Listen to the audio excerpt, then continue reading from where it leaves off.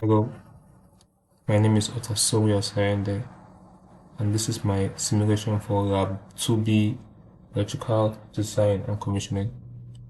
So this is the setup circuit, and this is the relay logic ladder diagram. I'm going to hit simulate. So I'll first simulate, the circuit doesn't come on because push button is not pressed. I push the push button, the active light comes up, and notice the circuit is running.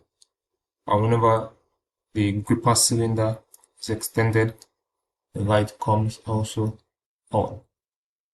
And the sequence of the horizontal, vertical, and gripper cylinders, as indicated in the lab instruction manual, have all been programmed here, as you can see.